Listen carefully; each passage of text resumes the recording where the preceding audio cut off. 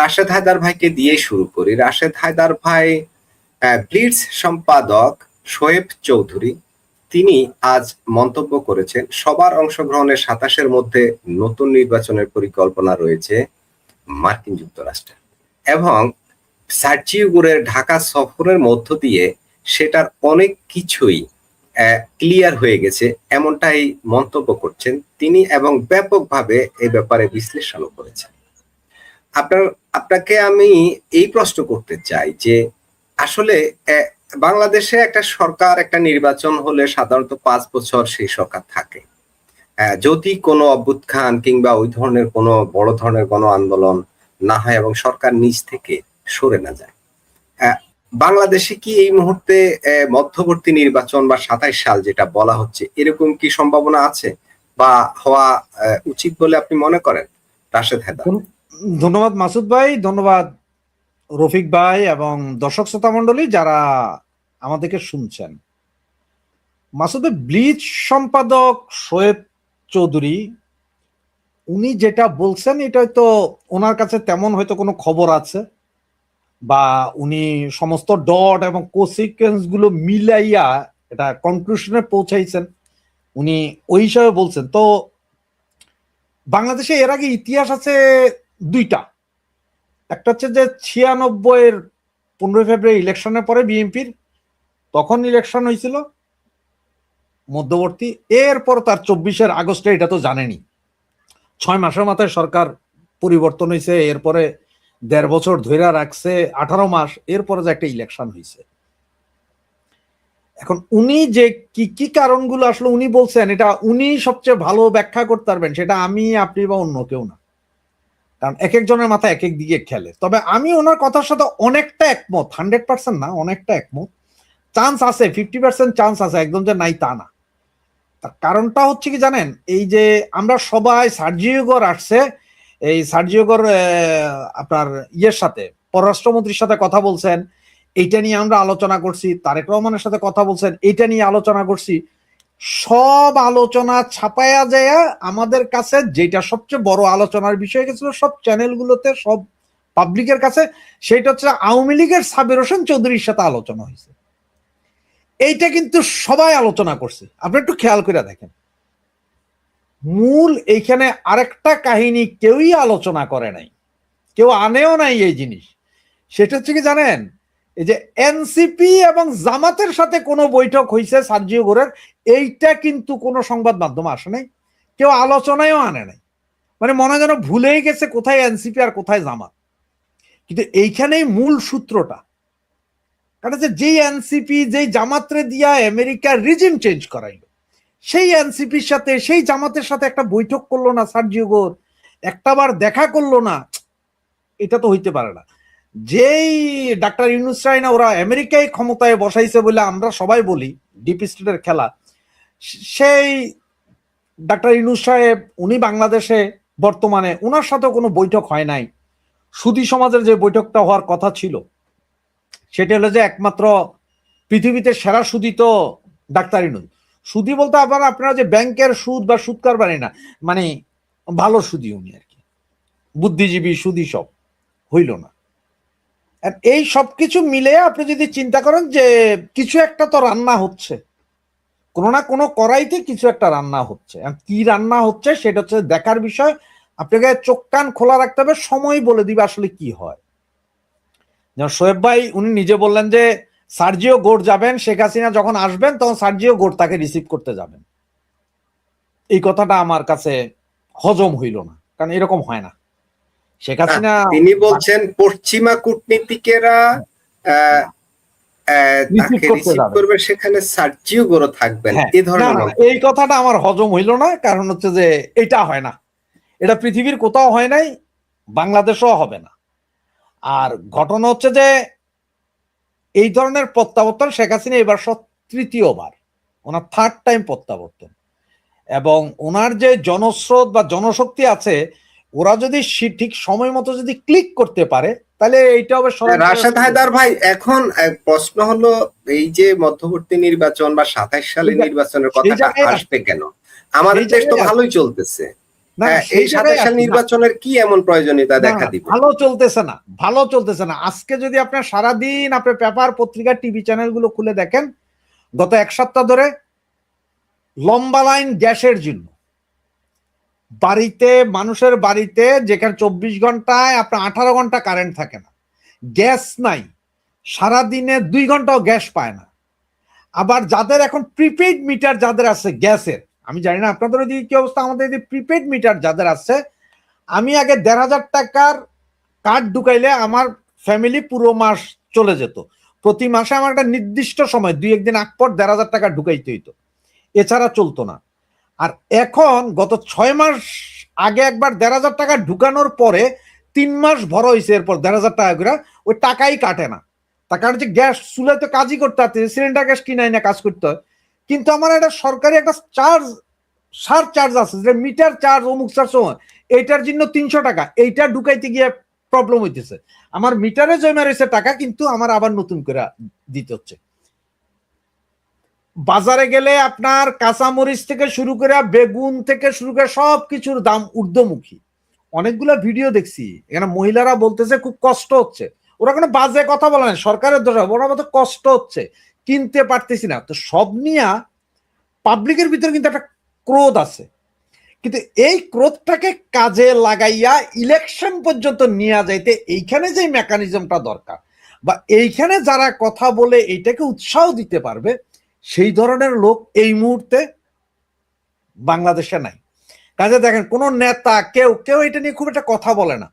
কিছু কিছু হঠাৎ হঠাৎ কিছু কিছু লোক কথা বলতেছে, যেমন আপনার এই ট্যাক্সি ড্রাইভার, রিক্সা ড্রাইভার, ওনাদের ভয়েস গুলা সকলের ভয়েস, কিন্তু এইটাকে কাজে লাগানোর মতো, কাজে লাগানোর মতো হয় না। যেমন আপনি ফুটবল খেলায় দেখছেন নেইমার, মেসি, এরপরে আপনার এমবাপ্পে, ওরা কিন্তু সারা মাঠ 90 মিনিট দৌড়ায়। রাশেদ হায়দার ভাই, ওদিকে যাব না আমি। এই যে বলছেন, আমি তো বলছি দেশ বেশ ভালোই চলছে, দেশে একটা স্থিতিশীলতা আছে, একটা নির্বাচিত সরকার আছে। তারপরেও আমরা বিভিন্ন সময়ে দেখি বিদেশি পরাশক্তিগুলো আমাদের সরকারের উপরে নানা ধরনের চাপ দিচ্ছে, এমনটা মিডিয়ায় কিন্তু আলোচিত হয়। এটা আমাদের কাছেও সেটাই মনে হয় যে সরকারের একটা প্রেশার আছে, কিন্তু প্রেশারটা কিসের? দেশ যেহেতু ভালো চলছে, স্থিতিশীলতা আছে, সবাই ব্যবসা বাণিজ্য করবে, করতে থাকবে, দেশ উন্নতি করছে।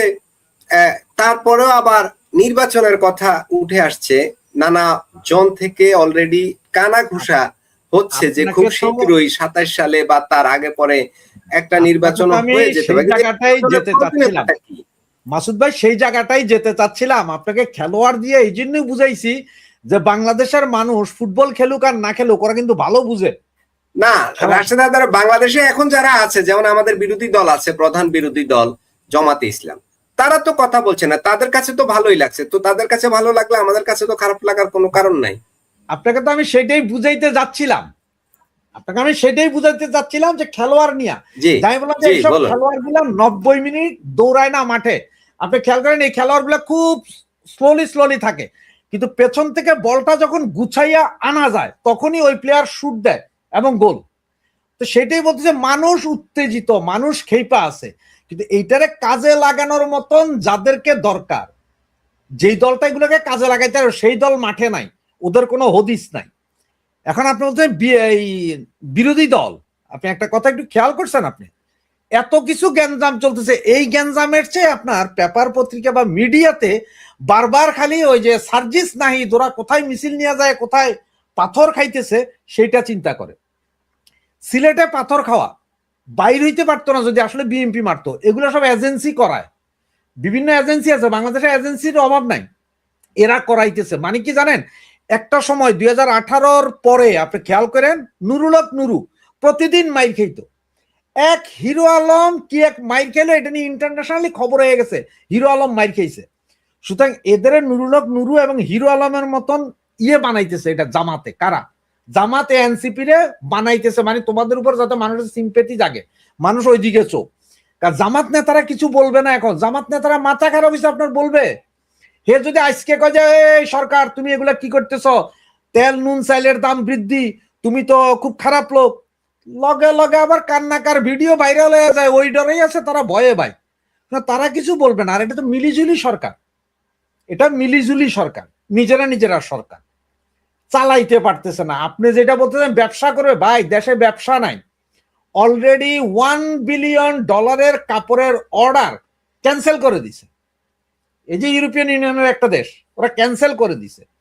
দেশে আপনার বৈদেশিক মুদ্রাটা অর্জন হয় এখন শুধুমাত্র আমার মতন কামলাদের হাতে। আমরা যারা কামলা দিই বিদেশে, আমরা মাস শেষে দেশে টাকা পাঠাইতে হয়। এই টাকা দেশে কোনো বিনিয়োগ আছে, নতুন বিনিয়োগ আছে? নতুন বিনিয়োগ না থাকলে আপনার কাজ হবে না। এসালমের ফ্যাক্টরি যেটা বন্ধ হয়ে গেছে, 10,000 শ্রমিক কাজ হারাইছে এসালমের এক ফ্যাক্টরি। এই একজনের পেছনে আপনি যদি 3 জন ধরেন তাহলে 30,000 40,000 লোকের খাদ্যের কোনো নিশ্চয়তা নাই। সবকিছুই আছে। আপনার কাছে মনে হচ্ছে সাদা চোখে দেখলে দেশ তো ভালোই চলতেছে। দেশ চলতেছে ভাই, যেখানে অর্থমন্ত্রী নিজে স্বীকার করছে যে প্রতিদিন 7,500 কোটি টাকা ব্যাংক থেকে লোন নিতে হইতেছে, কর্মচারীদের বেতন ভাতা অমুক তমুক এই চালাইতে যায়। সার্জিও করে আসছে 3.5 কোটি টাকার ডিনারের আয়োজন, 3.5 কোটি টাকার। সেই ডিনারে তো সবাই দাওয়াত ছিল, ওইটা তো প্রকাশ করে নাই সরকার। ডিনার বাতিল হইলো, 3.5 কোটি টাকা কি না দিয়া পারছে? ওটা কি না দিয়া পারছে? তো সরকার তার নিজস্ব কিছু কাজ চালাইতে পারতেছে, কিন্তু বাকি পাবলিকের মধ্যে হাহাকার। এই কারণেই বলতেছে নির্বাচন এখন। হ্যাঁ, বিভিন্ন এজেন্সিগুলো চেষ্টা করতেছে, বা আপনার অনেকে চিন্তা করতেছে হয়তো জনরোষটা খুব জোরে বাইরা যায় এমন এক পর্যায়ে পড়বে যে সরকার পদত্যাগ করতে হয়তো বাধ্য হবে। এইখানের মধ্যে আবার বিভিন্ন বিদেশি শক্তি। ভাই আপনি একটা কথা বলেছেন, সার্জিওর সাবের হোসেন চৌধুরীর সাথে বৈঠক করেছেন হোটেলে। দীর্ঘ বৈঠক, কেউ বলছেন 1 ঘন্টা, কেউ বলছেন আরো বেশি সময় ধরে। এটা কি আওয়ামী লীগকে পুনর্বাসনের প্রক্রিয়ার অংশ বলে মনে হয়? আর না হলে সাবের হোসেন চৌধুরীর সাথেই বা তার এই সময়ে আলোচনা হবার কথা কেন? আর ওই যে বললেন ডিনার ক্যান্সেল করেছেন, ডিনার ক্যান্সেল করেছেন, তিনি তো বাংলাদেশে এসে ডিনার করেছেন অলরেডি, ঠিক না? বাংলাদেশে এসে ডিনার তো করেছেন, তার মানে হোটেলে করেছেন। জি, রাশেদ হায়দার ভাই, কেন আর সাবের হোসেন চৌধুরীর সাথে বৈঠক? উনি ডিনার করেছেন, লাঞ্চ করেছেন, সবকিছু করেছেন, কিন্তু একটা রাষ্ট্রীয় প্রটোকলে উনি আসছেন, সেই জন্য একটা ডিনার রাখা হয়েছিল। এটা রাষ্ট্রীয় খরচে 3.5 কোটি টাকা খরচ ছিল। এখানে গেস্টও নির্ধারিত ছিল, তার মধ্যে অনেকের নাম যেমন শুনতে পাই সোহেল তাজ, তার বোন, ডাক্তার ইউনূসও এরকম। কিন্তু এইসব নাম দেখার পরেই উনি নাকি বাতিল করেছেন। আর সাবের হোসেন চৌধুরীর সাথে যে কথা হয়েছে, দেখেন এটা আওয়ামী লীগের কিছু সেন্ট্রালি কিছু নেতার কাছ থেকে যেমন শোনা গিয়েছে, বাংলাদেশের 2টা গোয়েন্দা সংস্থা কনফার্ম করেছে যে সার্জিও গোরের সাথে ওনার দেখা হয়েছে সার্জিও গোরের হোটেলে, যেটা আবার সেনা নিয়ন্ত্রিত হোটেল ওয়েস্টিনে, যেখানে আবার ওই যে আমাদের আসিফ মাহমুদ সজীব ভুইয়া মাঝে মধ্যে হাঁসের মাংস খেতে যেতেন। আর আমেরিকা এমন এক জিনিস, মনে রাখেন যে আমেরিকা যখন কাউকে ব্যবহার করে আর প্রয়োজন না হয় টিস্যু পেপারের মতো ফেলে দেয়। সেটা আপনি হয়তো লক্ষ্য করেছেন যে এরা ওই যে বললাম এনসিপি কে ব্যবহার করছিল, জামাতকে ব্যবহার করছিল, এদের সাথে বৈঠক করে নাই। আর আমেরিকার আরেকটা জিনিস আছে, ওরা সব মানবে। আপনার দেশে গ্যাঞ্জাম লাগাইয়া অমুক তমুক করার জন্য কোন দেশে কাকে ইউজ করা যায় সেটা আমেরিকা খুব ভালো বুঝে। যার কারণে তারা 24 জুলাই আগস্ট পরে জঙ্গিদেরকে নামাই দিছিল যে করো করো করো। আর জঙ্গিদের নামাই দেওয়ার পরে এরপরে কয়দিন পরে আবার এটার রাশ টানে, মানে যখন ওর কাম হয়ে যায় তখন ও যে না এইবার এটারে মারতে হবে, কারণ না মারলে আবার তাদের ক্ষতি। এইটা আবার তারা শিখে আসছিল আফগানিস্তান থেকে, এইটা তারা শিখছিল সিরিয়া থেকে, লেবানন থেকে, এগুলো আমেরিকা শিখছে। সুতরাং এখন এই জঙ্গিদের রাশ টানতে হলে কি করতে হবে? এখানে জঙ্গিদের রাশ একমাত্র টানতে পারে আওয়ামী লীগ।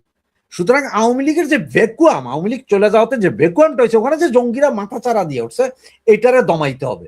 দমাইতে হলে আওয়ামী লীগ ছাড়া উপায় নেই। যার কারণে সার্জিও গোরের এই বৈঠক আওয়ামী লীগ নেতাদের সাথে। এখানে শুধু না, দিল্লিতেও অনেকের সাথে হয়েছে সার্জিও গোরের বৈঠক। আবার এমনও নিউজ আছে যে 12ই ফেব্রুয়ারির ইলেকশনের আগ পর্যন্ত আওয়ামী লীগের বিভিন্ন নেতার সাথে যদিও বা আমেরিকান এম্বাসি কথা বলছে, নির্বাচনের পরে আর কথা বলে নাই, ওরা মনে করছে দেশ ঠিক মতো চলবে। কিন্তু এখন দেখলো কি যে না, চলে না। এখন নাকি আবার নির্দেশনা দিচ্ছে আওয়ামী লীগ নেতাদের সাথে যোগাযোগ বাড়াও। দেখেন আমেরিকার ভয় এখানে 2টা, এক হচ্ছে জঙ্গিবাদের উত্থান, দ্বিতীয় হচ্ছে যে চায়না এবং জঙ্গিবাদের উত্থান। কারণ তারেক চায়নার কাছে পুরা বেচা গেছে, আমাদের মাননীয় প্রধানমন্ত্রী উনি পুরা বেচা গেছে, এটা আমেরিকা বুঝতেছে যে ওনার গলায় অলরেডি চায়নার ডোজ খায়া গলায় কাটা আটকে ফেলছে, এই কাটা বাইর করতে পারতেছে না। সুতরাং এখন ওনারা যদি প্রেসারে রাখতে হয়, তারেকরে প্রেসারে রাখা যদি বাকি কাজ হাসিল করতে হয়, তাহলে একটু আপনার মজার একটা কথা বলেছেন, চায়না। এখন চায়নার দুটো বড় কোম্পানি যেগুলোর উপরে মার্কিন যুক্তরাষ্ট্রের নিষেধাজ্ঞা আছে, ওই দুটো কোম্পানিকে চায়না ঠেলে দিয়েছে বাংলাদেশে ইনভেস্ট করার জন্য। এটা কি চায়না একটা রাজনীতি করেনি, কৌশল নেয়নি যে আগে তোদেরকে টাকা দেবো না বা তোদের এখানে ইনভেস্ট করবো না? তাই চায়না কি জানে না যে এই কোম্পানিগুলো এখানে আসলে মার্কিনদের নিষেধাজ্ঞার কবলে বাংলাদেশ পড়বে? চায়নার এই কোম্পানি এগুলো চায়না সব ভালো করে জানে। আপনি কি মনে করেন যে এই যে রাশিয়া যে বাংলাদেশকে একটা অফার দিছে যে তোমাদের সাথে সমস্ত লেনদেন ব্যবসা বাণিজ্য আমাদেরকে ইন্ডিয়ান রুপিতে করতে হবে, আপনি কি মনে করেন যে এটা আমেরিকার ইয়েস নো ছাড়া হয় নাই? আমেরিকার কি ব্যবসা রাশিয়ার সাথে নাই? রাশিয়ার সাথে ব্যবসা আছে আমেরিকার, হাজার কোটি ডলারের ব্যবসা আছে, ভারতেরও ব্যবসা আছে। তা আপনি কি মনে করেন এগুলোর কোনো ইঙ্গিত নাই? সবকিছুতে ইঙ্গিত আছে, আপনার সবকিছুতে। এটা জিওপলিটিক্সের এমন এক খেলা। না রাশেদ হায়দার ভাই, রাশিয়ার সাথে তো রুপিতে এর আগেও বাংলাদেশের লেনদেন হয়েছে, আওয়ামী লীগ সরকারের সময় ভারতের সাথে রুপিতে লেনদেন হয়েছে। না সেটা ছিল অন্যভাবে ঘটেছে। না সেটা ছিল অন্যভাবে। যেহেতু রাশিয়া থেকে ডলারে পরিশোধ করা যাইতেছে না, তখন ভারতের কাছে অনুরোধ জানিয়েছিল বাংলাদেশ যে আমরা তো ঋণগ্রস্ত হয়ে যাব যদি টাকাটা না দিতে পারি, সুতরাং তোমাদের সাথে তো ডিরেক্ট ব্যবসা আছে, তোমরা রাশিয়ারা বলো যে আমরা রুপিতে দিয়ে দিচ্ছি, কারণ তোমাদের সাথে তো আমাদের লেনদেনের সমস্যা নেই, আমরা তোমাদের দিই, তোমরা দিয়ে দাও। ওইটা ছিল অন্য। আর এইবার রাশিয়া সরাসরি বলছে, এতদিন তো কইতো যে ডলারে তো অমুকে দাও, এইবার বলছে না সরাসরি তোমরা ব্যবসা করতে হলে রুপিতে করতে হবে। লাভ টাকার ভারতের রুপি দিয়া যখন আপনি আমেরিকার সাথে পুরো পৃথিবীর দ্বন্দ্ব কি, পেট্রো ডলার আপনি যাই আনবেন আনেন ডলারে পরিশোধ করতে হবে। আপনার চাইনিজ রুপি ওই জাপানিজ ইয়েনে দিলে হবে না, আপনাকে দিতে হবে ডলারে। তো ঠিক সেই জায়গায় এসে এখন রাশিয়া গুলো যে তুমি করো, ইন্ডিয়া তো রাজি, ঠিক আছে, কারণ ইন্ডিয়ার টাকা যখন রোলিং হবে টাকার মান বৃদ্ধি পাবে, হেদের লাভ। এগুলো সব জিওপলিটিক্স খেলা। আপনি একটা জিনিস চিন্তা করেন, ভারত চায়না প্রচন্ড দুশ্মন একজন আরেকজনের, কিন্তু কিছু কিছু ক্ষেত্রে এরা চরম বন্ধু। রাশিয়া আমেরিকা চরম দুশ্মন, কিন্তু কিছু কিছু ক্ষেত্রে বন্ধু। তো জিওপলিটিক্সে কেউ 100% শত্রু না, কেউ 100% মিত্র না।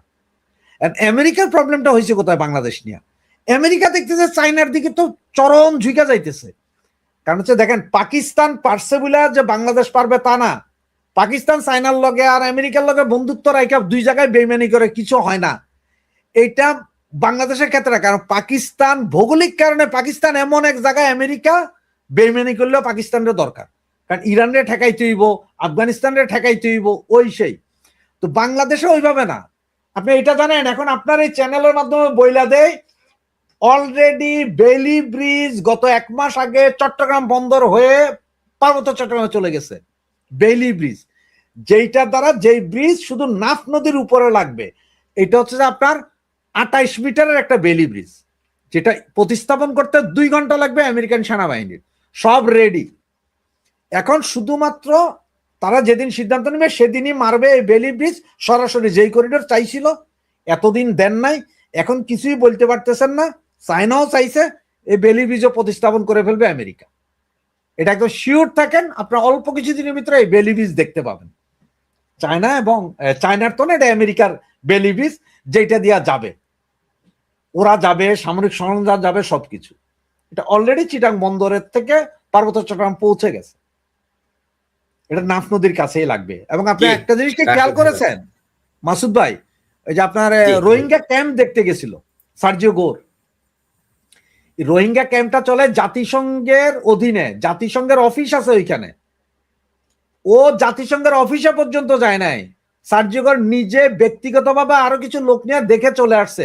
তার মানে ওরা 2 পয়সার দামও দেয় নাই জাতিসংঘের, যে তুই কে জাতিসংঘ বাদ দে। এগুলো সব ডটগুলো মিলান, তাইলে বুঝা যাবেন যে শোয়েব চৌধুরী যে বলছেন যে আগামীতে ইলেকশনের একটা সম্ভাবনা আছে, তবে হ্যাঁ সম্ভাবনা আছে, কিন্তু সেই ইলেকশন নিতে হলে আওয়ামী লীগকে ঘুরে দাঁড়াইতে হবে, আওয়ামী লীগকেই পরিস্থিতি তৈরি করতে হবে, না হলে ইলেকশন হবে না, সোজা হিসাব। ধন্যবাদ মাসুদ ভাই। জি রাশেদ হায়দার ভাই, আমি রফিক ভাইয়ের কাছে একটু আসি, যে রফিক ভাই রাশেদ হায়দার ভাইয়ের কথা শুনলেন, কিন্তু এই কল্পনা বা হঠাৎ এই কথাটা উঠে আসলো যে 27 সালে মধ্যে আবারও নির্বাচন হওয়ার সম্ভাবনা রয়েছে, বা যুক্তরাষ্ট্র এই ধরনের পরিকল্পনা নিয়ে এগিয়ে যাচ্ছে। সেজন্যই সার্জিও গোর এখানে এলেন। এখানে অনেক বিষয়ে সরকারের সাথে দ্বিমত হয়ে গেছে এমনটা মনে হয়। সে কারণে ডিনার পর্যন্ত ক্যান্সেল হয়ে গেছে। আবার আওয়ামী লীগ নেতা সাবের হোসেন চৌধুরীর সাথে তিনি একান্তে বৈঠক করেছেন। আবার দীনেশ ত্রিবেদী, ভারতের রাষ্ট্রদূত, তার সাথেও 1 ঘন্টার বেশি সময় ধরে তিনি একান্ত বৈঠক করেছেন, যেখানে মার্কিন যুক্তরাষ্ট্রের বর্তমান যিনি রাষ্ট্রদূত রয়েছেন বাংলাদেশে, তার ঢোকাও নিষেধ ছিল। মানে 1 to 1 বৈঠক।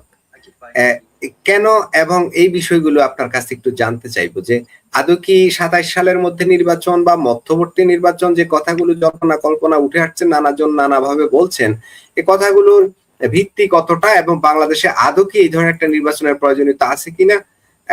দেশ তো ভালোই চলছে, একটা নির্বাচিত সরকার অলরেডি বাংলাদেশে আছে। হ্যাঁ, রফিক ভাই।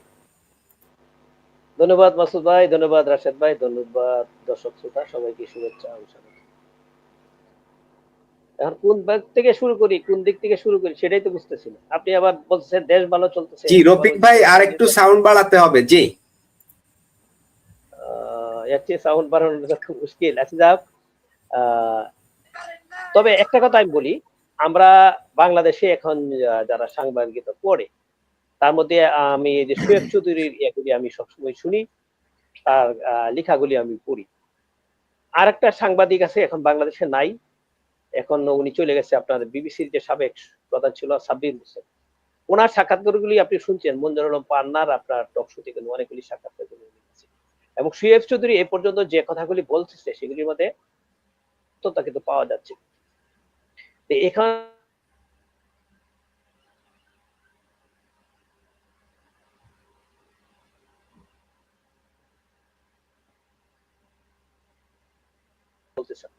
সাধারণ মানুষ কিন্তু আপনার বলতেছে যে আপনার যদি আপনার অনলাইনে যদি ঢুকেন, তাহলে আপনি দেখবেন আপনার মানুষের আপনার হাজারিটা বলেন, আপনার গ্যাস এবং বিদ্যুৎ নিয়ে যে ধরনের অবস্থা, সেটা তো আপনি মানে ভয়াবহ অবস্থা। যেখানে আপনার সিলিন্ডার আপনার নাই, গ্যাসের কথা, যারা সিএনজি চালায় যারা, এরা আপনার যদি সারাদিন যদি গাড়ি না চালায়, ওরা চলতে পারে না, খাইতে পারে না, এবং তারা কান্নাকাটি করে যে আমরা সারাদিন এখন আমরা যদি গ্যাসের জন্য বসে থাকি, আমরা পরে আমরা ইয়া পাচ্ছি না, মানে ভাড়া পাচ্ছি না, পরে আমরা সংসার নিয়ে চলতে পারছি না। আপনি বলতেছেন ভালো চলতেছে, কিভাবে ভালো চলছে?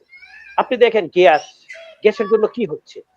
গ্যাসের জন্য আপনার শিল্প কারখানা বন্ধ হয়ে গেছে। আপনি আজকে একটা শিল্প কারখানা আপনার খবর নেন, ডিবিএল গ্রুপ, বাংলাদেশের বৃহৎ একটা গার্মেন্টস ইন্ডাস্ট্রিজ, আপনার যারা মাসে $40 মিলিয়ন এক্সপোর্ট করে, মানে তৈরি পোশাক এক্সপোর্টে $40 মিলিয়ন এক্সপোর্ট করে, তারা শুধু বিদ্যুৎ এবং গ্যাসের এর জন্য তাদের ফ্যাক্টরি বন্ধ করে দিচ্ছে। এবং আরো এরকম তো অনেকগুলি বন্ধ হয়েছে বিদ্যুতের জন্য। আপনি তো দেখতেছেন বিদ্যুৎ এবং গ্যাসের জন্য গত কয়েকদিনের রিপোর্ট গুলি দেখেন, নারায়ণগঞ্জের শত শত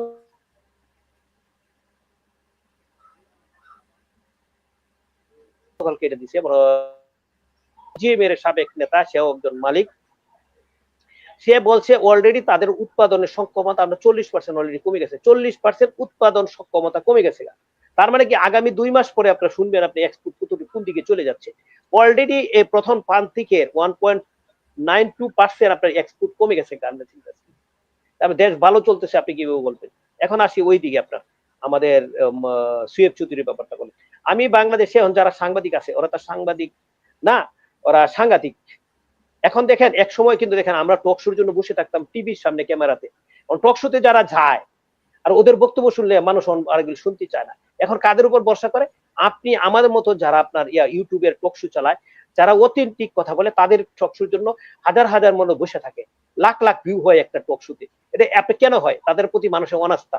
তার মধ্যে 2-1 জন সাংবাদিক আছে, তারা এখনো তাদের ইয়াটা ধরে রাখছে। তার সাংবাদিকরা যে উদ্দেশ্য, যে মানুষকে, জনগণকে আপনার সঠিক তথ্য পৌঁছানোর জন্য সাংবাদিককে সমাজের দর্পণ বলা হয়, সেটা শোয়েব চৌধুরীর কথাগুলি কিন্তু একদম ফালানোর কোনো সুযোগ নেই।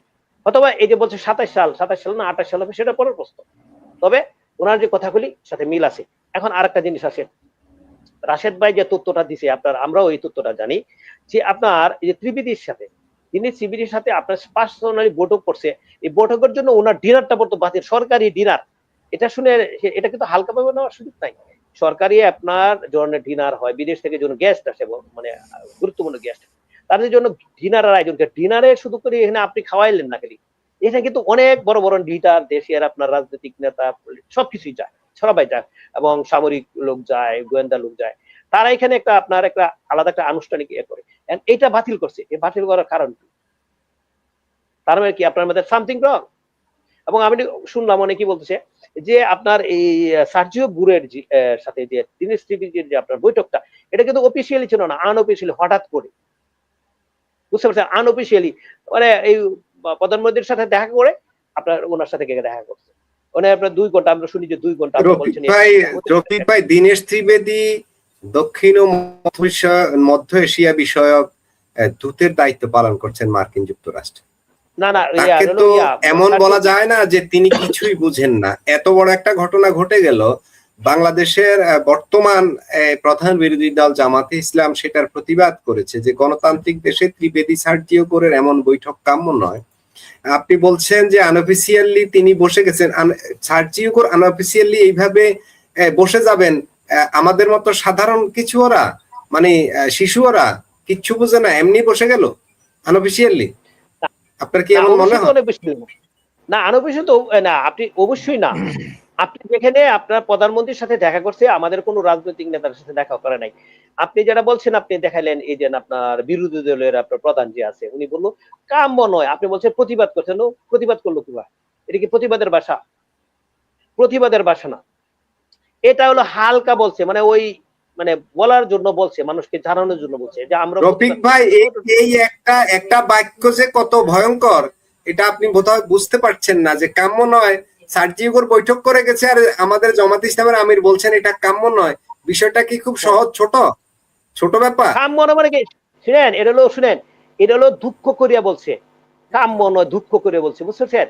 এটা হালকা মানে বলা, ওরা তো এই আমেরিকার আপনার এই এর চেয়ে বড় কিছু বলতে পারে জামাত ইসলাম? এটা বলতে পারে যে তোমার নাকের তোমাকে ঘুষি দেব, তোমাকে হ্যান করব, ত্যান করব, এটা বলতে পারে? এর চাইতে বড় আর কি ভাষা হতে পারে? আপনি একটু বলেন। সার্জিওকে জামাতের আমির শফিকুর রহমান যে কথা বলেছেন যে কি বলে, একটা স্বাধীন দেশে, গণতান্ত্রিক দেশে ত্রিবেদী সার্জিও করার এমন বৈঠক কাম্য নয়, এর চেয়ে কঠিন ভাবে আর কি বলতে পারত? না, কঠিন ভাবে, এটা কঠিন, আপনি কঠিন ভাষা বলতে, কাম্য নয় এটা বলে, কাম্যটা আপনি কঠিন ভাষা হিসেবে বলতে পারেন না। এটা হলো আমেরিকার রাষ্ট্রদূতের সাথে আপনার এর চেয়ে কড়া ভাষায় বলার সাহস শক্তি নাই, সেইটাই জন্য কাম্য নয় বলছে। আর আমি ওইখানে বাদ দিই, ওনাদের কথা বাদ দিই, ওনাদেরকে কিন্তু ওর সাথে দেখা করে নাই, ওনার সাথে সে কোনো বৈঠকই করে নাই। যেটা হলো আমাদের দেশে সাধারণত এর গুরুত্বপূর্ণ ব্যক্তি আসলে সরকার পক্ষ এবং বিরোধী দলের পক্ষ সাথে কিন্তু বৈঠক করে, কিন্তু ওদের সাথে বৈঠক না করে সার্জিও গুর হলো আপনার দীনেশ ত্রিবেদীর সাথে স্পেশালি বৈঠক করছে। তার মানে এটা জিনিসটা অন্যরকম, যেটা আপনি এই যে সুয়েব চৌধুরী আলোচনা করছিলেন যে এখানে কি একটা মেসেজ আসে না? তিনি বসছেন কার সাথে? আমাদের সেটাই তো, হোম মিনিস্ট্রির সাথে বসলেন, আমাদের প্রধানমন্ত্রীর সাথে একবার দেখা করলেন, আর কি করলেন? তিনি দীনেশ ত্রিবেদীর সাথে বৈঠক করলেন, আর বৈঠক করলেন সাবের হোসেন চৌধুরীর সাথে। রাশেদ হায়দারের বক্তব্য একটা কথা ছিল, তিনি এনসিপির সাথে বৈঠক করেন নাই। এর আগে কিন্তু মার্কিন রাষ্ট্রদূত এনসিপির সাথে, জামাতের সাথে, ওই যে কি বলে মাওলানা মামুনুল হক সাহেব সহ ওনাদের অনেকের সাথে তো বৈঠক করেছেন, কিন্তু ওই পক্ষের কারোর সাথেই তো বৈঠকের কোনো কথা আমরা শুনিনি। আমরা শুনলাম উল্টাটা, একদম বিপরীতটা। জি রফিক ভাই, এই কথাটাই, ওই জন্যই উনি কিন্তু দুঃখ প্রকাশ করছে, কষ্ট পাইছে, ওইটা হলো উনি কষ্ট পাইছে, কষ্ট এই কথা বলছে। এটা আপনি প্রতিবাদ করছেন বলছেন, প্রতিবাদের ভাষা এটা না, উনি কষ্ট পাইছে, তাদেরকে গুরুত্ব দেয় না, তাদেরকে দাম দেয় না। রফিক ভাই, এর প্রতি এটাই প্রতিবাদ। এর চাইতে কড়া ভাষা বলার মতো ডিপ্লোমেসিতে আর কিছু নাই। ডিপ্লোমেসিতে এর চাইতে কড়া আর কোনো ভাষা থাকতে পারে না। জি বলুন। যাক, আপনি যেটাই বলেন না কেন, তবে এটা হলো আপনার, এরা হলো দুঃখ পাইছে, তাদেরকে গুরুত্ব দেন আপনার দীনেশ ত্রিবেদী গুরুত্ব দিচ্ছে। আর যেটাই আসি, মূলত আসলে এটা না, ওনাদের সাথে তো আলোচনা করে কোনো লাভ নেই, সরকারের সাথে, প্রধানমন্ত্রীর সাথে কথা বলছে। আর সার্জিও গুর বাংলাদেশের ত্রিবেদীর সাথে আবার জানতে চাচ্ছে পরিস্থিতি কি, সেটার জন্য জানতে চাচ্ছে ও কি চাচ্ছে। এবং আরেকটা জিনিস আমি খবর পাইছি, শুনেন আপনি, ভারতের আপনার একজন সাংবাদিক আছে, উনি গতকালকে না আজকে একটা সাক্ষাৎকার দিচ্ছে, এই মুহূর্তে নামটা এই মুহূর্তে ভুলে গেছি আপনার। উনি কিন্তু একটা অন্য আমাদের দেশের একটা ইয়ার সাথে সাক্ষাৎকার দিচ্ছে, ভারতীয় সাংবাদিক। আমাদের যে ত্রিবেদী যে আছে ভারতীয় হাই কমিশন, উনি কিন্তু দিল্লিতে 6 ঘন্টার জন্য দিল্লিতে গেছে স্পেশাল, গিয়ে আবার ফিরে আইসে বলছে।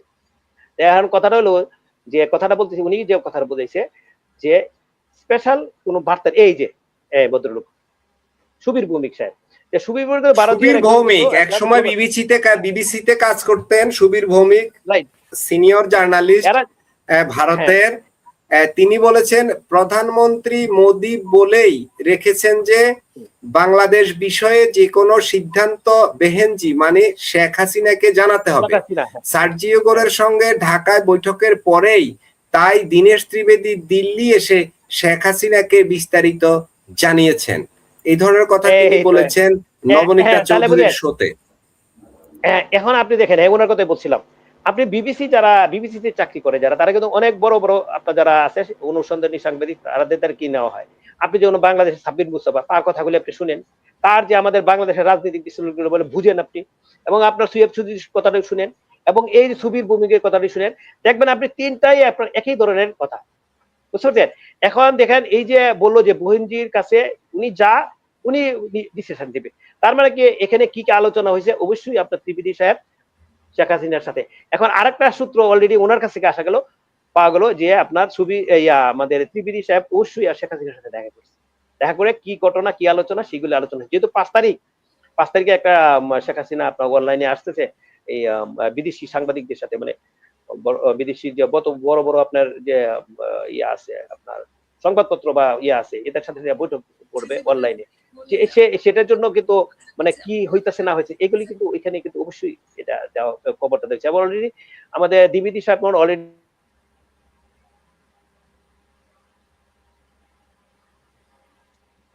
জি রফিক ভাইয়ের কোনো একটা প্রবলেম হচ্ছে। আমরা রফিক ভাইয়ের কাছে পরে আসবো। আমি রাশেদ হায়দার ভাইয়ের কাছে যাই। রাশেদ হায়দার ভাই, যে বিষয়টা নিয়ে কথা হচ্ছিল সেটা হচ্ছে, রফিক ভাই আবার আসবো আপনার কাছে, আবার আসছি। আমি রাশেদ হায়দার ভাইয়ের সাথে একটু কথা বলি। রাশেদ হায়দার ভাই, আপনার আলোচনা আপনি বলেছিলেন যে সাবের হোসেন চৌধুরীর বিষয়টা, এর মধ্যে আলোচনায় উঠে আসলো যে জামাতে ইসলাম, এনসিপি সহ বিরোধী বলয়ের যারা রয়েছেন তাদের কারো সাথে সার্জিও গোরের বৈঠক হয়নি, কিংবা ও ধরনের শিডিউলে ছিল কিনা জানি না, থাকবার তো কথা, অতীতে তো এমনটা হতো, ঠিক না? এখন কেন হলো না? বরঞ্চ ঠিক তার বিপরীত চিত্রটা আমরা দেখলাম। তিনি বৈঠক করলেন ভারতের রাষ্ট্রদূত যিনি বাংলাদেশে নিযুক্ত আছেন দীনেশ ত্রিবেদীর সাথে, আবার তিনি বৈঠক করলেন আওয়ামী লীগের নেতা সাবের হোসেন চৌধুরীর সাথে। বিষয়টা শোয়েব চৌধুরী যে বিশ্লেষণ করলেন, আপনার কাছে কি মনে হয় যে ওই ধরনের কিছু একটা ছক কাজ করছে? রাশেদ হায়দার ভাই। মাসুদ ভাই, আমি আগেও বললাম যে এখানে আমেরিকার ভয় হচ্ছে যে চায়না ঢুকে যাচ্ছে। আর জামাত আগে এক সময় আমেরিকান লবি যদিও ব্যবহার করতো, আপনারা জানেন কিনা জানি না, এই 24-এর নির্বাচনের আগ পর্যন্ত, 24 বলতেছি, এই 26-এর নির্বাচনের আগ পর্যন্ত 70 জন জামাত শিবিরের লোকজন সরাসরি আমেরিকান এম্বাসিতে চাকরি করতো। এদের প্রত্যেকটাকে ছাঁটাই করা হয়েছে, কেউ নাই। আমেরিকার সাথে ওদের আগের যে লবিংটা নষ্ট হয়ে গেছে। এটা নষ্ট হয়েছে তাদের এই মৌলবাদী কিছু কর্মকাণ্ড চরিত্রের কারণে।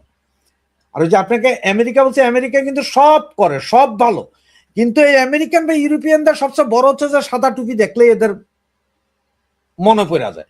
কারণ যত দুনিয়াতে যত গন্ডগোল যত কিছু সবই তো দেখেন তো, ওই যে আল্লাহ আকবর কইয়াই শুরু হয় না। ওরা তো রাশেদ হায়দার, আমি এখানে আপনাদের সাথে কেন জানি আমার একটু মিলে না হিসাবটা। এই যাদের কথা আপনারা বলছেন তারা তো হইলো সোনার ডিম পাড়ে মার্কিন যুক্তরাষ্ট্রের জন্য। এদের কারণেই তারা আফগানিস্তানে লুটপাট করতে পেরেছে, এদের কারণেই তারা মধ্যপ্রাচ্য লুটপাট করতে পেরেছে। দেশে দেশে এদেরকে ব্যবহার করে ওইসব দেশে এসে তারা হানা দিচ্ছে লুটপাটের জন্য। তো ওরা তো তাদের হাঁসের ডিম পাড়ে, ওদের বিরুদ্ধে তো যাবে না। জঙ্গিবাদ যত বাড়বে তত আমেরিকারই তো লাভ। এখানে জঙ্গিবাদকে কেন আপনারা ইয়ে করেন নেগেটিভলি দেখেন? ভাইয়া এইখানেই বলে, আমার বাপে এক সময় বলতো, এরকম কথা শুনলে আমার আব্বাই বলতে কি জানেন, ওয়ান্ডারফুল ডায়মন্ড টুথ পাউডার। বহু আগের একটা টুথ পাউডার ছিল wonderful diamond tooth powder. America জঙ্গি তৈরি করে, আমেরিকা এটাকে প্যাট্রোনাইজ করে জঙ্গি তকমা লাগায়, এরপরে সে জায়গায় ঢুকে ওদেরই ছিঁড়া ফেলায়। আপনি যেসব দেশের কথা বললেন সবকিছু, ওসামা বিন লাদেনরাও তৈরি করছে আমেরিকা, যা যা করার সব করছে। বাংলাদেশে আমেরিকা কিভাবে ঢুকবে? কারণ এতদিন শেখ হাসিনার কারণে তারা কোনো সুবিধা পায় না। আপনি দেখছিলেন শেখ হাসিনার সময় এরকম কত মন্ত্রী মিনিস্টার সে আলোচনায় ছিল না, জায়গায় দিত না, টাইম দিত না। সেই জায়গায় আজকে যখন জামাতের সাথে কথা না বলছে, তখন জামাত আমির বলতেছে যে হ্যাঁ এটা শিষ্টাচার বহির্ভূত। ভাই আমি দুইটা কথা আমি লোকালি বুঝি। এক হইছে যে ফর এক্সাম্পল আমারে কোনো একটা দেশে আমি গেলাম, সেখানে যে আমার খুব একটা বন্ধু মানুষ আছে, তাহলে আমি সব মিটিং এর পরও আমি ওই দোস্তটার সাথে দেখা করব, সেটা কোনো দোষের বিষয় না। এখন এখানে তো আর ইয়ে করে নাই, ওই যে সার্জিও গর্জে আপনার ভারতীয় হাইকমিশনের সাথে দেখা করছে, আপনি এইটা বলেন না কেন? এর আগে এই ভারতীয় হাইকমিশন দীনেশ ত্রিবেদী বাংলাদেশে আসার আগে সার্জিও গরের সাথে দিল্লিতে দেখা করছিল, সার্জিও গর ওনাকে নিয়ে টুইট করছিল, তার মানে ওনাদের মধ্যে বন্ধুত্ব আছে। এখন আপনারা তো বন্ধুত্ব বলতে মনে করেন কি জানেন, গলায় গলায় হাত দিলাম, একটা সিগারেট দুই বন্ধু ভাগ করে খাইলাম, একটা কলা দুই বন্ধু ভাগ করে, এটাই বন্ধুত্ব না। এর বাইরেও কিছু বন্ধুত্ব আছে, পলিটিক্যাল বন্ধুত্ব আছে, এই আছে সেই আছে, শিক্ষিত লোকের বন্ধুত্ব আরেক রকম আছে। তো ওইটা দেখছেন। তাহলে সে যখন বাংলাদেশে আসলেন সার্জিও গোর, তিনি দেখা করতেই পারেন, তিনি দোস্ত আসো একসাথে বসি খাই, তোমার কেমন চলতেছে দিনকাল, ঠিক আছে না? কারণ বাংলাদেশে সিআইএ যেমন অ্যাক্টিভ, র অ্যাক্টিভ, মোসাদও অ্যাক্টিভ, সব অ্যাক্টিভ, আর পাকিস্তানের গোয়েন্দা সংস্থাগুলো অ্যাক্টিভ, সব অ্যাক্টিভ। তাইলে এখন আপনার দীনেশ ত্রিবেদী থেকে হয়তো দেখতেছে যে তুমি তো অনেকদিন যাবত আসো এখানে, তুমি তো খুব ক্লোজলি দেখতেছো, একটু আসো তো, বলো তো বন্ধু কি কি হইলো এখানে, বা কি কি রকম ফরমাল আলোচনা, অনেক কিছু হইতে পারে। এখন এইটারে জামাত আমির কেন খেপলেন? কারণ ওই যে আপনার প্রথমে বলছে কেউ আলোচনা করেন নাই আপনারা, যে এনসিপি আর জামাত, এনসিপি আর জামাতের যতক্ষণ প্রয়োজন ছিল ততক্ষণ ইউজ করছে, টিস্যু পেপারের মতো ফেলছে। আপনি একটা জিনিস চিন্তা করেন তো, আপনার এই চ্যানেলও ইলেকশনের আরো মনে হয় 1.5-2 মাস আগে থেকে আমি নিজেও প্রেডিকশন করছিলাম যে অবস্থা যা দেখা যাইতেছে মনে হয় জামাত ক্ষমতায় আসবে, বলছিলাম আপনাকে এই কথাটা, এটা প্রেডিক্ট ছিল তৎকালীন সময়ে। জামাতের কি রমরমা অবস্থা করে ফেলছিল এই আমেরিকান, ঠিক ইলেকশনের 25 দিন 30 দিন আগ থেকে অন্য এজেন্সিগুলোর খেলায় বিএনপি আইসা গেছে, বিএনপি আইসা গেছে। কারণ জামাতরা আর তখন দেখলো যে জামাত যদি আসে এটা সেকেন্ড আফগানিস্তান হইতে তো কোনো সমস্যা নেই, এটা হবেই, সুতরাং ওরা ভয় পাইছে। এখন আবার জামাতরে দিয়া আরেকটা কেইসান তারা এই অঞ্চলে বাজাবে না, আর ভারতও চায় না যে কোনো মৌলবাদী শক্তি এসে তার নিজের দেয়। রাশেদ হায়দার ভাই, আরেকটা প্রসঙ্গে যাব আপনাকে দিয়েই শুরু করব। যেটা বললেন এই যে আফগানিস্তান, হ্যান ত্যান, তালেবান, অনেক কথাই তো বললেন, তাই না? এগুলো মূলত সমস্যা হচ্ছে ভারতের। এখানে জঙ্গিবাদ, এখানে উগ্রবাদ ছড়ালে সমস্যা আমেরিকার হয় না, আমেরিকার বেশ সুবিধাই হয়, কিন্তু এটা ভারত কোনোভাবে সহ্য করতে পারে না, যার কারণে ভারত আমেরিকাকে প্রেসার করে যে তোমাদের কারণে এখানে জঙ্গিবাদ হচ্ছে, তোমাদের সাথে কিসের ব্যবসা করবো। অনেকটা এরকম পরিস্থিতি ওই দুই দেশের মধ্যে চলছে গত 2 বছর ধরে। এর আগে গত 10 বছরও আমরা ভারত এবং এই মার্কিন যুক্তরাষ্ট্রের সম্পর্ক এতটা খারাপ দেখি নাই, গত 2 বছর যতটা খারাপ দেখেছি। তার কারণ কি এটা না বাংলাদেশ কেন্দ্রিক না? হ্যাঁ, হতে পারে। এবার আপনাকে আমি অন্য একটা বিষয় নিয়ে একটু আলোচনা করতে চাই, সেটা হলো আমাদের হোম মিনিস্টার আজকে বলেছেন যে নিষিদ্ধ সংগঠনের পক্ষ থেকে কোনো ধরনের নাশকতার সম্ভাবনা নেই। এটা বলতে আওয়ামী লীগ, যুবলীগ, ছাত্রলীগ বা ওই ঘরানার সংগঠনগুলোকেই বুঝিয়েছেন এই কথা। এখন তারপরেও বা সারা বাংলাদেশে বিশেষ সতর্কতা জারি। আবার এই স্বরাষ্ট্রমন্ত্রীরাই বলেছেন বা পুলিশের আরো গুরুত্বপূর্ণ অফিসাররা তারা বলেছেন বাংলাদেশের জঙ্গিবাদের কোনো অস্তিত্ব নেই। বেশ ভালো, বাংলাদেশের জঙ্গিবাদের অস্তিত্ব নেই, নিষিদ্ধ সংগঠনও কোনো ধরনের নাশকতা, কোনো ধরনের হামলা, কোনো ধরনের আইন শৃঙ্খলার অবনতি ঘটায় এমন পরিস্থিতি তৈরি করার সম্ভাবনা বিলকুল নেই। তারপরও সারা দেশে বিশেষ সতর্কতা জারির কারণ কি? 5 তারিখে সব স্কুল, কলেজ, মাদ্রাসা সব কিন্তু ছুটি দেওয়া হয়েছে। রাশেদ হায়দার ভাই, এই বিশেষ সতর্কতার কারণটা কি? কাদের জন্য এই সতর্কতা, মানে মাসুদ কোন ভাই, দিক থেকে সমস্যা হতে পারে? মাসুদ ভাই আপনি নিজেই তো বললেন, আমাদের স্বরাষ্ট্রমন্ত্রী ছিলেন সালাউদ্দিন, উনি বললেন যে নিষিদ্ধ সংগঠনের সেই সক্ষমতা নাই। উনি কয়েকদিন আগে বলছিলেন যে আওয়ামী লীগের কবর তো দিল্লিতে হয়ে না, গেছে। সক্ষমতা নাই বলে নাই, রাশেদ হায়দার ভাই সক্ষমতা নাই বলে নাই, তিনি বলেছেন তাদের পক্ষ থেকে কোনো ধরনের নাশকতার সম্ভাবনা নাই। মানে ভাই আওয়ামী লীগ ওই সম্ভাবনা, ধরনের কোনো আপনার নাশকতা সম্ভাবনা করার নাই মতো পজিশন তৈরি করে নাই, উদ্যোগ নেয় নাই। মাসুদ ভাই সম্ভাবনা জি। নাই বলে কখন? একটা লোকের সম্ভাবনা নাই বলে কখন? যখন তার সক্ষমতা নাই, দাঁড়াইতেই না পারলে আপনি যা খামসি তো আর দিতে পারতেন না। উনি বলছিলেন কয়দিন আগে যে আওয়ামী লীগের দাফন হয়ে গেছে দিল্লিতে। রাশেদ হায়দার ভাই, আজকের একটা কথা বলি, আজকের পাকিস্তানে একটা আত্মঘাতী হামলা হয়েছে, ওই হামলায় স্পটে 14 জন মারা গেছে এবং কয়েকশো মানুষ আহত হয়েছে, ওইখানে একটা সভা চলছিল। তো যারা কাজ করে তাদের সক্ষমতাটা তো লাগে না, তো অনেক মানুষ লাগে না তো। না না ভাই, আপনি যেটা বলতেছেন আমি আপনার সাথে একমত না। এই ঘটনা গতকালকের, আপনি যেটা বলতেছেন সেটা গতকালকের ঘটনা। আপনাকে আমাকে যদি আপনি ইন্টারাকশন না করেন তাহলে হয়তো আমি কনক্লুশনে পৌঁছাইতে পারবো, আর না হলে এটা ভাঙা ভাঙা হয়ে গেলে পাবলিকের কাছে অন্য জিনিস পৌঁছায়, যে কথা ভাঙা ভাঙা হয়ে গেলে আপনি বলুন বলুন। তো বললাম যে উনি বললেন যে আওয়ামী লীগের কবরও হয়ে গেছে। তো যেই সংগঠনের কবর হয়ে গেছে, যেই সংগঠনের সক্ষমতা নাই বা কোনো প্ল্যানই নাই, তাহলে সেই সংগঠন নিয়ে কোনো চিন্তার দরকার নেই। আপনি এখানে আওয়ামী লীগের টাইনে না ভুল করছেন সর্বপ্রথম। দ্বিতীয়ত কথা যেটা, সেটা হলো যে এখন 5 তারিখে কি হবে না হবে সেটাও আওয়ামী লীগ এখনো কোনো ডাক দেয় নাই যে 5 তারিখে বিশাল মিছিল করবো। ডাক দিছে? দেয় নাই।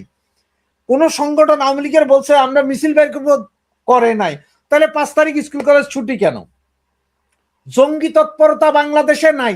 হ্যাঁ ভাই, এটা আপনিও জানেন, আমিও জানি, রফিক ভাই জানেন, জঙ্গি তৎপরতা বাংলাদেশে নাই। কিন্তু বাংলাদেশে আগে যেগুলো ঘটে নাই, ছাতার ভিতর বোমা, প্রেসার কুকারের ভিতরে বোমা, মেট্রো রেল স্টেশনের ভিতরে বোমা, সেটা আবার বোমা রাখার আগের পরের 3 ঘন্টার ভিডিও ফুটেজ গায়েব। আবার আজকে বালুর বস্তার ভিতরে বোমা বিস্ফোরণে 3 জন আহত, এগুলো সব বাংলাদেশের। মানে জঙ্গিবাদ নাই তো? এগুলো তো বোমা যেগুলো পাইতেছেন আপনারা, এগুলো সব উপর থেকে পড়তেছে, কেউ জানে না। এখন আপনি বলতে পাকিস্তান, দেখেন আওয়ামী লীগ তো পাকিস্তানের মতো টেরোরিস্ট সংগঠন না। আওয়ামী লীগ অতীতেও কখনো জ্বালাও পোড়াও করে নাই, কিচ্ছু করে নাই, নিয়মতান্ত্রিক আন্দোলন করছে, রাজনীতি নিয়মতান্ত্রিক করছে। বিএনপির মতো বাস পড়ায় নাই, গাড়ি পড়ায় নাই, ওই পড়ায় নাই। সুতরাং এরা বিএনপি আলারা বা সরকার মনে করতেছে বাবারে আমরা 2013-14 সালে যে আকামগুলা করছি সেই আকাম যদি আওয়ামী লীগ করা শুরু করে তাহলে তো মুসিবত। আপনি যেটা বলছেন আমি 100% একমত। আকাম করতে 1 লক্ষ লোক লাগে না, 2 জন হইলে হয়। 2 জনে একটা আকাম করতে পারে, পুরো একটা 10 কিলোমিটার রোড ব্লক হয়ে যেতে পারে, কিচ্ছু লাগবে না। কি লাগবে? আপনি একজন লোক মোটরসাইকেলে বয়ে আছে আর একটা পিছে বয়ে একটা রড দিয়া 3টা গাড়িতে বাড়ি দিলে শেষ, গাড়ির গ্লাস। এই যে আপনার বিভিন্ন ডিস্ট্রিক্ট ওয়ারি যে গাড়িগুলো চলে, বাসগুলো রাস্তার উপর দাঁড়ায় না রাতে, সব বাস কি আর যায়? কিছু বাস রাস্তার উপর দাঁড়ায় থাকে না। আমি ফতিঝিলি দেখছি, ফকিরাপুলও দেখছি, সুন্দর সুন্দর দামি দামি বাস দাঁড়ায় আছে। 3টা বাসে 3টা রড দিয়া বাড়ি দিয়া ওই পেট্রোল ডাইলা দিলেই শেষ। আকাম করতে বেশি লোক লাগে না, আকাম করা যায়। কিন্তু আওয়ামী লীগ আকাম করবে না। এরপরেও আপনি বলতেছেন যে কেন? আপনার যে প্রশ্নটা সেটা হচ্ছে কেন? তাহলে জরুরি নিরাপত্তা, ওই জরুরি, সারা দেশের জরুরি অবস্থা, বিশেষ সতর্কতা, বিশেষ সারা দেশে হ্যাঁ, ওখানে ট্রান্সটা কি লেখা আছে খেয়াল সতর্কতা করছেন? জারি করেছে মাসুদ ভাই ওখানে ট্রান্সটা খেয়াল করছেন? কারণ ওই চিঠিটা আপনি আমারে পাঠাইছিলেন আরো 2 দিন আগে, আমাকে হোয়াটসঅ্যাপে দিছিলেন ভাই। কি ট্রান্সটা লেখা আছে যে পুলিশের গাড়িতে হামলা হইতে পারে, পুলিশের গাড়ি ঘোড়াতে হামলা হইতে পারে, এই জন্য পুলিশকে বিশেষ সতর্কতা। তো পুলিশের গাড়িতে হামলা করছে, পুলিশের উল্টা লটকে মারছে কারা? কারা? তাহলে কি সেই গ্রুপ দ্বারা হইতেছে? কারণ হচ্ছে আপনি একটা জিনিস একটু খেয়াল করেন তো, এই যে পাটোয়ারি না কোন একটা আছে না, যেটা যে সিলেট মিলেট যে পাত্তর মাত্তর খাইছে, হে কিন্তু একটা কথা বলছে কয়দিন আগে যে 24-এর সেসব অস্ত্রধারীরা কোথায়, অস্ত্ররা কোথায়, সব ঐক্য হও। এবং সে কি বলছে? তারেক রহমান আপনার পোলাপাইন আমারে পাথর মারছে, এটার জন্য মামলাও করুন না, আমি মৃত্যুর আগ পর্যন্ত কারো কাছে বিচার চাইবো না, তবে আমি এটা পার্সোনালি নিলাম তারেক রহমান, এইটার শাস্তি আপনারা পাইতে হবে। তার মানে কি এনসিপি করবে? কোন এজেন্সি মারফত করানো হবে এটা? সেই যে সিম্পেথির কাহিনীতে আসেন আবার, যে এনসিপি রে মাইর খাওয়া এমন একটা জিনিস মানুষের সামনে তুলবে যে আরে দেখো এটা সিম্পেথি, যেটা আওয়ামী লীগ পারে নাই। জাতীয় পার্টির সাথে আওয়ামী লীগ বিরোধী দল বানাইছিল জাতীয় পার্টিকে, কিন্তু মন্ত্রিত্ব দিছে, এদের লোকের রাস্তাঘাটে মারামারি করে নাই। বিএনপি কিন্তু টেকনিকটা ভালো দিছে, এদের ৭৬টা আসন দিছে, আবার মহিলা আসনও দিছে। আবার দেখা যায় দেখো দেশে তো একটা বিশাল বিরোধী দল আছে, এদের লোক আমাদের মারামারি চলে, সরকারি দল বিরোধী দল আইওয়াস, আপনাদেরকে নাটক দেখাইতেছে, আপনি এখনো বুঝতে পারেন না। আর জামাত এনসিপি রে দাঁড়া করে দিয়েছে। জামাতের কথা যে ভাই আমাদের তো দুর্নাম বেশি হয়ে গেছে, এই নারী গঠিত দুর্নাম থেকে আমরা দাঁড়াইতে পারবো না, সুতরাং এনসিপি তোমরা এমন দেখাও যে তোমরা বিশিষ্ট বিরোধী দল। এইরকম বিরোধী দল আর বাংলাদেশের ৫৪ বছর আসে নাই, এগুলা দেখাইতেছে। এগুলারে আরো আইওয়াস দেওয়ার জন্য কি এই জরুরি অবস্থা কিনা ইয়ে দিবে কিনা, বা জরুরি সতর্কতা কিনা। ৫ তারিখ স্কুল কলেজ বন্ধ কেন? ওই দিন স্কুল কলেজে কি হবে? নাকি আবার আপনারা সেই স্কুল কলেজেই কোনো প্ল্যান করছিলেন যে বিমান আইনা ফালাই দিবেন মাইলস্টোন স্কুলের মতো? ইনুস জমানায় মাইলস্টোন স্কুলে বিমান পড়ছিল না, ওইটা হইতে পারে। নাকি মনে করছেন যে ৫ই আগস্ট আবার এবার আপনার বিরুদ্ধে পোলাব্যান্ডে খেপাই তার এনসিপি? কোনটা? এখানে আওয়ামী লীগ নাই, আওয়ামী লীগ সন্ত্রাসী সংগঠন না, কিন্তু আওয়ামী লীগরা বারবার উস্কানো হচ্ছিল যে আওয়ামী লীগ এমন কিছু করুক যাতে ইন্টারন্যাশনালি প্রমাণ করা যায় যে আওয়ামী লীগ একটা সন্ত্রাসী সংগঠন, যার কারণে তাকে আমরা ব্যান করে রাখছি। ওই লাইনটাই চিন্তা করেন না কেন? অনেক চেষ্টা হইতেছে, অনেকভাবে চেষ্টা হইতেছে, এত অত্যাচার আওয়ামী লীগ নেতা কর্মীদের উপরে, এটা হচ্ছে যে তোমাদের পিঠ দেওয়ালে ঢেকে গেছে, তোমরা রাশেদ হায়দার ভাই কদিন থেকে বিভিন্ন জায়গায় বোমা পাওয়া যাচ্ছে, এটা তো সত্য নাকি? আইন শৃঙ্খলা বাহিনী সেগুলো উদ্ধার করে, সেগুলো আবার নিষ্ক্রিয় করে, কোথাও কোথাও সেগুলো আহত হয়ে, এই যে আজকেও খবর আছে বরিশালে ৩ জন আহত। এই যে ঘটনাগুলো, এই ঘটনাগুলো কারা ঘটাচ্ছে? এটা কি আন্তর্জাতিক কোন সংগঠন, আন্তর্জাতিক সংগঠনের এখানে কি ওই ধরনের পজিশন তৈরি হয়ে গেছে যে তারা এই ধরনের ঘটনা ঘটাচ্ছে? এখানকার লোকে আমরা বহুকাল থেকে দেখি যে বাংলাদেশের কিছু মানুষ আন্তর্জাতিক অনেক সংগঠনের সাথে যুক্ত থাকে, তো ওই ধরনের ওইসব সংগঠনের দ্বারা কি এই কাজগুলো হচ্ছে, নাকি এগুলো আসলে দেশের অভ্যন্তরীণ কিংবা এগুলো পরিকল্পিত নাটকীয়? কি মনে হয় মাসুদ ভাই? আইডি এবং এআইডি এই দুইটা জিনিস তৈরি করতে পারে সেনাবাহিনীর এক্সপ্লোসিভ ডিভাইস যারা ইউজ করে, শিক্ষা আছে, তারা তৈরি করতে পারে। এবং আপনার আমাদের আশপাশে পাকিস্তানি জঙ্গি সংগঠন যেগুলো আছে, এই লস্করি তৈয়বা টৈয়বা, এরা তৈরি করতে পারে, এবং এদের ট্রেনিং দেয় আবার পাকিস্তানের আইএস। তা বাংলাদেশে যা কতজন ঢুকছে কতজন বাইরেছে এটা কোনো হদিস নাই। এখন এর আগে আপনার লস্করি তৈয়বার বড় বড় ২ জন নেতা আমাদের বর্ডার এরিয়ায় ঘুরে গেছে, ওরাও ঘুরে গেছে, এখনো অনেকেই আছে। আর আপনি একটা জিনিস খেয়াল করেন যে বাংলাদেশে পর্যন্ত প্রায় ১৭ জন পাকিস্তানি, চাইনিজ, আমেরিকান এবং তার্কির গোয়েন্দা সংস্থার লোক মারা গেছে, হাই প্রোফাইলেরা। এদের লাশও কেউ দেখে নাই, কোনো পোস্টমর্টেম হয় নাই, সরাসরি নিয়ে গেছে। এটা আপনি গত ২ বছরে দেখছেন, এখনো গিজ গিজ করে। কে যে কোনটা কি দিয়া বানায় দিতেছে সেটা এখন আপনার আমি কিভাবে বলবো? এই যে আপনার আমরা বলি যে স্নাইপার দিয়ে মারছে, স্নাইপার তো হচ্ছে যে সেনাবাহিনীর লোকজন স্নাইপারের কাজ করে। আপনার গতকালকে একটা ভিডিও ভাইরাল হয়েছে, সেনাবাহিনীর অবসরপ্রাপ্ত এক কর্মকর্তা বলছে যে ওনারা ওই ওনাদের ক্লাবে, সেনা ক্লাবের উপরে ওনারা মিটিং করছেন, ৩ তারিখে ওনারা সাংবাদিক সম্মেলন করছেন এবং ৩ তারিখে ওনারা নেমে গেছেন। ওইসব লোকজনগুলোই যে এখন করতেছে না। এই যে সেনাবাহিনীর অবসরপ্রাপ্ত লোকজনের মধ্যে কি আপনার মৌলবাদ শক্তি নাই? 100% আপনি বলেন সবাই দেশপ্রেমিক, সব দেশপ্রেমিক ছিল নাই? এবং আমার দেশে কি নাই এই মৌলবাদী শক্তি, যারা এই জিহাদি শক্তিতে বলিয়ান, যারা মিছিল করে যে ওই বাংলা হবে আফগান, এগুলো মিছিল করতো। এখন আপনারা এই যে বোমা হামলা, তারপর নারী নির্যাতন, শিশু নির্যাতন, এগুলো নিয়ে আপনারা বাইতুল মোকাররমে কি কোনো মিছিল দেখেন? আগে তো শুক্রবার হইলেই এই মিছিলের ঘনঘটা হইতো, সেগুলো আছে এখন আর নাই। তাহলে এগুলো কই? এই যে মসজিদে মাদ্রাসার ভিতরে এ পর্যন্ত 3বার হইলো বোমা বিস্ফোরণ করে একটা বিল্ডিং সহ উড়ে যাইতেছে। এই এক্সপ্লোসিভ ডিভাইস গুলা কোত্থেকে আসছে, কারা সাপ্লায়ার, এবং সবসময় এটা মৌলবাদী মাদ্রাসা, মৌলবাদীরা কেন জড়িত, অন্য কারো কাছে তো পাওয়া যায় না। এই আপনার পাইপের ভেতরে এআইডি দিয়া টাইম বোমা বানানোর সিস্টেম এর আগে বাংলাদেশে দেখছেন? এই সিস্টেম দেখছেন পাকিস্তানে। আপনি নিজেই বললেন যে ওই যে গতকাল 14 জন মারা গেছে পাকিস্তানে। এটা কারা করতে পারে?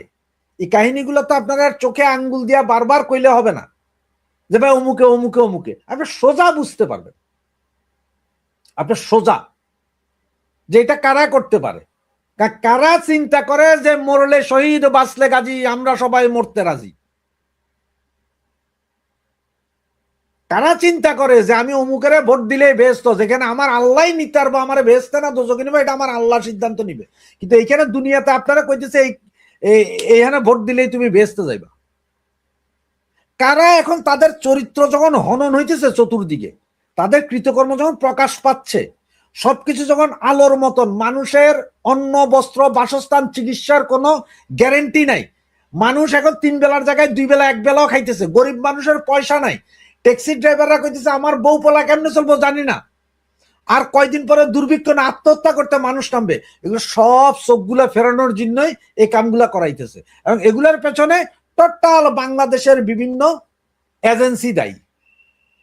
এগুলোর পেছনে এজেন্সি আছে, এগুলোর পেছনে এনজিও সংস্থাগুলো আছে। কোথায় আজকে সেই নারীবাদী সংগঠনগুলা? কোথায় আমার দেশের সুশীল সমাজ? তারা কেন বলছে না? কিভাবে মেট্রো রেল স্টেশনের রাতের 3টা থেকে সকাল 6টা পর্যন্ত সিসিটিভি ফুটেজ গায়েব হয়ে যায়? আমাকে জবাব দেন। রাশেদ হায়দার ভাই যেটা বললেন যে তারা ঢাকা ইউনিভার্সিটিতে সমকামী ধরা হয়েছে এজিএস এর রুমে, কিন্তু সেইখানে আবার সন্ধ্যা 6টা থেকে রাতের 5টা পর্যন্ত সিসিটিভির যে ফুটেজ, সেটা গেট দিয়ে ঢুকার ফুটেজ গায়েব, এবং আরেকটা ফুটেজ ছিল ওনাদের ভিসির চেম্বারে মনে হয়, সেটাও গায়েব। এগুলো নিয়ে যখন ধরছে ওই বেটা পদত্যাগ করে ভাগছে। কই থেকে ভাই? এগুলো কি একটু বুঝতেছেন না, বা বুঝার চেষ্টা করতেছেন না কেন? একটু বুঝেন, মিলান, অনেক কিছু মিলবে। কারা আমাদের দেশটাকে নষ্ট করতে চায়? এক সময় একটা দেশ, যে পাকিস্তানিরা কইতো যে ভাইয়া আমাদেরকে সিঙ্গাপুর বানানোর দরকার নেই, আমাদেরকে বাংলাদেশ বানাই দাও। আর আমার দেশের লোক যে কইতেছে আমরা পাকিস্তান হব, তো হন এখন পাকিস্তান ভাইয়া, এখন পাকিস্তান হন। প্রতিদিন মসজিদে মরবে, ঘরে মরবে, নদীতে মরবে। আজকে আরেকটা ভিডিও খুব ভাইরাল, গত 6 মাসে 3,500 শিশুর হদিস নাই। কোথায় যাচ্ছে শিশুরা? কোথায় যাচ্ছে? কোথায় নেওয়া হচ্ছে এইসব শিশুগুলোকে? কি করা হচ্ছে এগুলো? একটু চিন্তা করেন মাসুদ ভাই। আপনারা সমাজের বিবেকবান লোক, আপনারা নিজেরা কথা বলেন। আমাদের রাশেদ হায়দার ভাই যেটা বললেন যে কেউ কথা বলছে না, এত কিছু ঘটে যাচ্ছে দেশে, এখন কে কথা বলবে? এই যা ঘটছে এর সবকিছুরই স্টেক হোল্ডার যারা দেশে আছে, যাদেরকে বুদ্ধিজীবী বলছেন, যাদেরকে আলোচক বলছেন, এসব বিষয়ে যারা কথা বলবার কথা, তারা তো এর অংশ। তো ওরা কেন কথা বলতে যাবে? এই কথাটা তার বিপক্ষে চলে যায় না?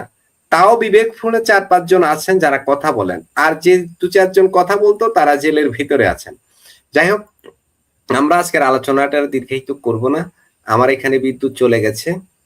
রাশেদ হায়দার ভাই, রফিক ভাই সময় দিয়েছেন, আপনাদের প্রতি অনেক কৃতজ্ঞতা।